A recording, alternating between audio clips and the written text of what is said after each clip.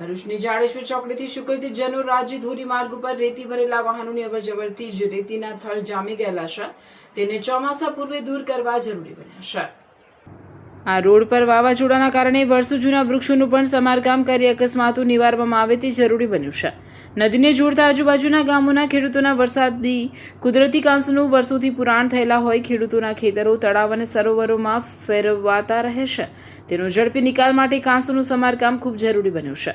શુકલતીર્થ અને તેની આસપાસના ગામોમાંથી પસાર થતા વર્ષો જૂના વરસાદી કુદરતી કાંસ કે જે નર્મદા નદીમાં વરસાદી પાણીને જોડતા છે, તે કાંસો ઘણા વર્ષો થયા તેમ છતાં તેની સાફ સફાઈનું કામગીરી થયેલ નથી, જે ખેડૂતો માટે નુકસાનકારક હોય। ખેડૂતોને ખેતરોમાંથી પાણી સંગ્રહિત થઈ રહેતું હોય તેમજ ચોમાસા દરમિયાન અને ચોમાસા બાદ પણ 2-3 મહિના સુધી ખેડૂતોના ખેતરો, તળાવ જેવી સ્થિતિમાં હોય છે, ત્યારે વર્ષો જૂના કાંસ અને તેમાં ઝાડી ઝાંખરાની સાફ સફાઈ કરવી જરૂરી।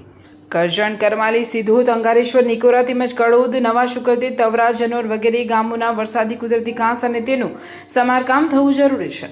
અગાઉના વર્ષોમાં વાવાઝોડા દરમિયાન રાજ્યના ધોરીમાર્ગ ઉપર તેની આસપાસના અનેક ભારદારી 100 વર્ષથી પુરાણા ઘટાદાર વૃક્ષો આવેલા હોય તેની ડાળીઓનું કટિંગ કરી અકસ્માત નિવારવા માટે પ્રી મોન્સૂન કામગીરી સત્વરે થવી જરૂરી છે।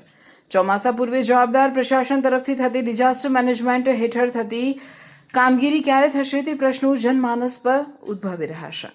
તવરાનો ઢોળાવ ઉતરતા નવા શુકલતીર્થથી કડોદ શુકલતીર્થના રાજ્ય ધોરીમાર્ગ કે જે વિસ્તારમાં નર્મદાના પૂરના પાણી તેમજ વરસાદી પાણીનું ઝડપી નિકાલ થતું નથી, તે કુદરતી કાંસ ઉપરના દબાણો દૂર કરવામાં આવે કે જેથી ખેડૂતોના ખેતરો, તળાવ કે સરોવરમાં ફેરવાતા ખેડૂતોને પારાવાર નુકસાન થાય છે।